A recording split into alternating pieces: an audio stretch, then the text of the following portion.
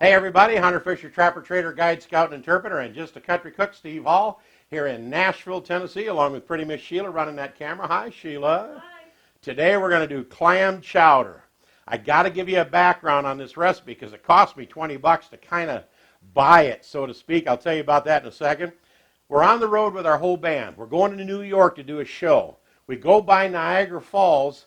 We want to see it. Some of the band members stayed on the stateside, and me and Sheila and Jennifer, my girl singer, and her husband Jimmy all went over to a restaurant on the opposite side into Canada at Niagara Falls. It was beautiful, but they had the most delicious clam chowder. And when we got done and I paid the check, gave the gal a tip, I said, I'll give you another $20 if you go in the kitchen and give me the recipe to that clam chowder. She went and got it and gave it to me. I can't tell you who it was because I want to get her in trouble or nothing, but it's delicious. Come on over, let's get started. But before we do that, let me show you a little clip of the girls having some fun at that restaurant by Niagara Falls. Watch this. Hey, beautiful. Hi, Say hi, Sheila. Hi, Sheila. Awesome. Look at this restaurant with a view. Is this gorgeous or what? All right, anyway, this is our first time ever to Niagara Falls, and it is pretty spectacular.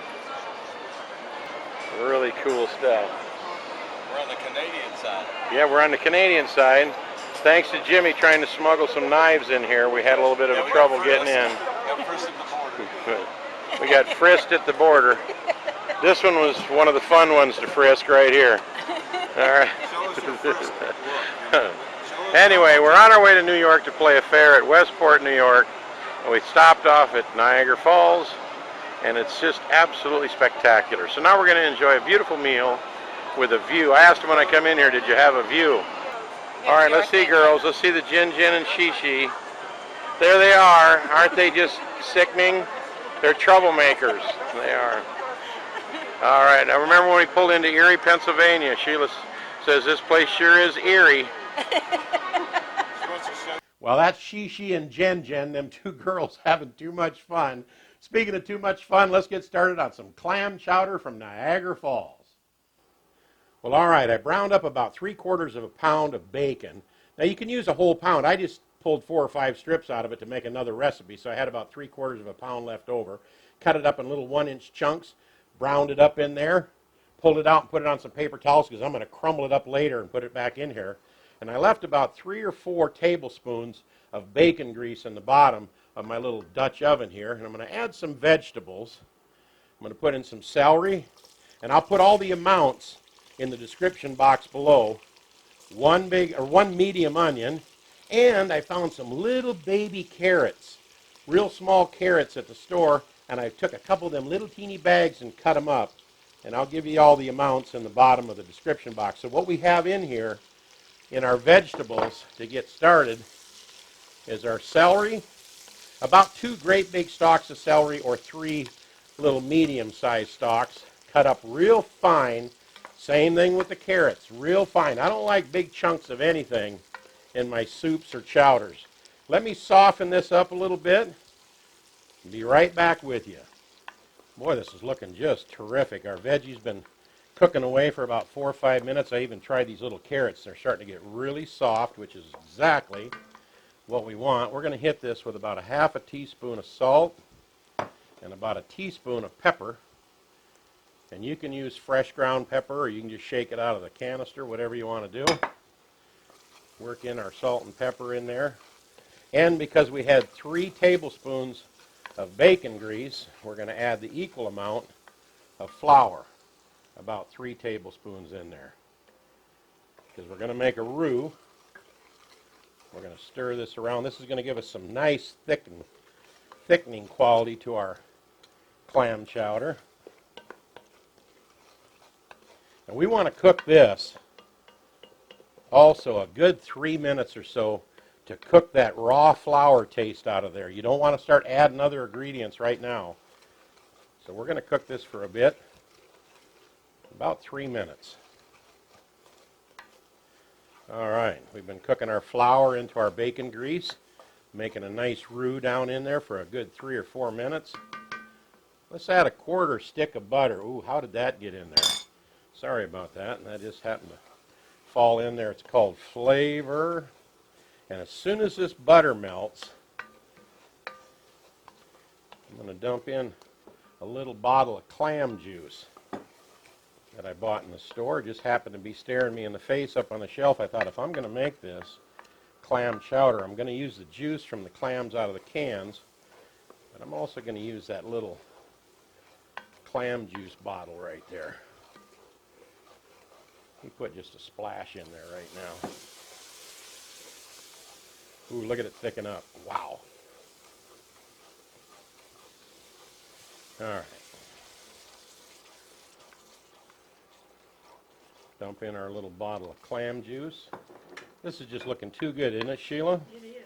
Wow, thicken it up nice. Smells good, too. I know, it does smell terrific. Now, I'll tell you that we opened, let me stop this for a second, this heat, so it don't get burning, because I don't want to burn the roux. You burn the roux, you wreck the recipe. We're going to add, this is the clam juice out of 3 of these 10-ounce cans of baby clams. Now, you can steam clams and do all that stuff, but you know me, I'm a kind of rip it and run kind of a guy. Just open it up, pour it in. So I got 3 cans of this, and I drained all the juice, and that's what I just poured in there. Just so happened it worked out to be about a cup. Now I can turn it back on. And here's all the clams. And do I got a lot of them? You bet. Because I am tired of going to a buffet where it says clam chowder over the top of the pot and it's potato soup. Huge chunks of potatoes, lots of cream, and about 4 clams. I think somebody went by with a little tablespoon and throwed some in there, and that's about it, you know. So we're going to put lots of clams in our clam chowder. So we got our little bottle of clam juice in there, and that's looks like about 8 fluid ounces. Comes just a little bottle. You'll find it over there by the tuna. And the juice out of those 3 cans. Then we're going to add some corn in here. Now I've got a 1-pound bag of sweet corn. I'm going to put about half of it in there because I want just enough to where it looks really nice in the soup. That looks about good. So I'm going to put about a half of a 1-pound bag of that sweet corn in there so it don't turn into corn chowder. That looks about right. That looks really good in there. This is getting nice and thick. Now it's time to add some potatoes, and here's where I fight tooth and nail about this. I don't like big chunks of potatoes, so the biggest chunk of potato you're going to find in here is no bigger than a dime. And I've got 3 small to medium potatoes. Put about, 2/3 of them in there right now. And what I did, so you wouldn't have to sit here and watch this simmer, is I already moved these potatoes over into another pot in the kitchen. And that's plenty. I'm going to say 2 medium potatoes is enough, because I don't want potato soup. I hate clam chowder with tons of big, huge, honking chunks of potato in there. I just want some little ones that show up every now and then. So 2 medium potatoes, diced up, no bigger than a dime. You can add them at the end here and cook them just till they're tender, and you're going to be in good shape. Now, we're going to add a teaspoon of thyme in there. I'm sorry, it's a half a teaspoon of thyme. Sometimes I get my measurements wrong when I'm dumping stuff in, but it's a half a teaspoon. Oh, that smells so good. Of thyme. And 1 teaspoon of parsley. Actually, that's a tablespoon. I can't keep this stuff straight, Sheila. I'm telling you what. But I'm doing okay, ain't I? You're doing great. And a tablespoon of parsley in there. So half a teaspoon of thyme, 1 tablespoon of parsley, and then 1 cup of half and half.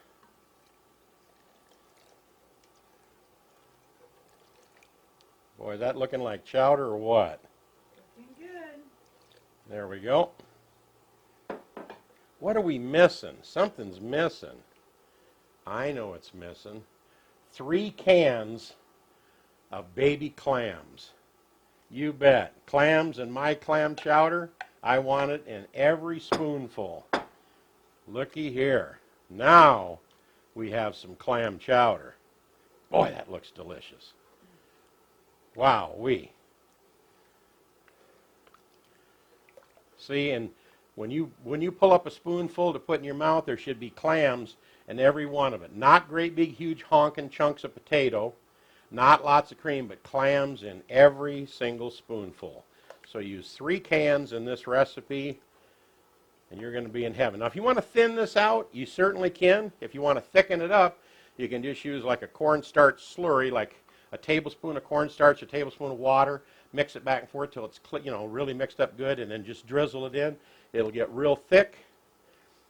I like it nice and thick anyway. And if you want to thin it out, you can take a little chicken broth and pour in there. I'm not going to pour very much in there. I just had it sitting here just in case. But you can pour chicken broth in there to get it a little thinner. But I think we are looking good. And I'm going to sample this stuff. Pinch more salt. Now remember, there is bacon in here. And there is this clam juice. And the clams themselves are kind of briny, so be careful not to over salt it. Boy, you can always put it in, but you can't take it out. Let me try this again once here. Boy, that's just perfect. So start out with a half a teaspoon, then add a little as you go along, and you've got some beautiful clam chowder here.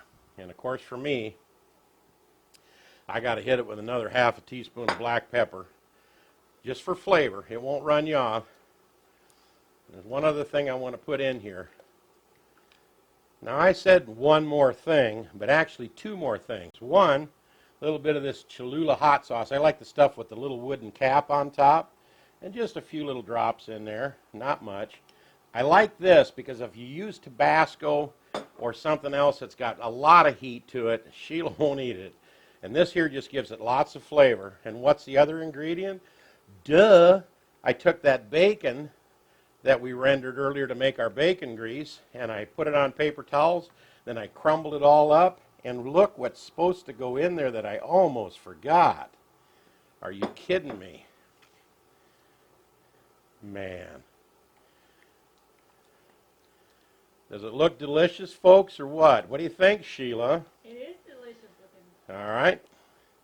I think it's time to dish this up. And I almost forgot, the bacon has salt in it too, so be careful with that. I make sure I didn't over salt it because I had bacon. Oh, that's so delicious. Fantastic, just perfect. All right, let's dish this up. Well, our clam chowder has been on low for about 10 minutes, just kind of incorporating all these delicious flavors. And I think it's time to dish a couple of bowls up for me and Sheila. Wait a minute. Well, hey, baby. You gotta get these. Let me tell you something. There's a couple of things that this girl insists on. If you're going to make hamburgers, you got to grill the buns. And if you're going to have chowder, You gotta have the bowl. you got to have bowls, bread bowls. So you can dunk the bread in it. Yes, look at here. We got to show these folks what we got going here. Now, we buy these little bread loaves at the store, and believe it or not, they're usually a little smaller and a little taller. And these were kind of big, but we still chopped them off, hollowed the middles out. We kept the bread for dunking, and we're going to ladle some delicious clam chowder. Yeah, why don't you move right over here with that, Sheila? Yeah, getting on. Good call. Hold on a second. This looks so good. It is. All right, let me give you a little bit more on top Yeah. there. Pour it on. All right, perfect. Now hold mine for me here so I can ladle this up without dripping all over the counter. Golly, this stuff looks fantastic. And it tastes terrific. I know because I've been sampling it. You wait till you taste this. Now we poured half and half in there, but you can put in heavy whipping cream. There we go. Just wait. Almost done. Almost done. Here, let me take a little parsley. Just for color on top, just give it a little bit of a sprinkle on both of these. And I think it's time to sample this, Sheila. I think it is too. You ready? Yes. All right. All right, it's time to give it a little taste test here. I know what it tastes like because I've been sampling it all along. What do you think? Really good. Why don't you try your bread in there too? I know I love dunking bread. That's the best part. Hollow it out, take them little chunks of bread, dip it in there. It's delicious. I do want to tell you one thing. The waitress brought me the recipe from the kitchen, but it was for 10 gallons because that's how they make it in big batches, you know.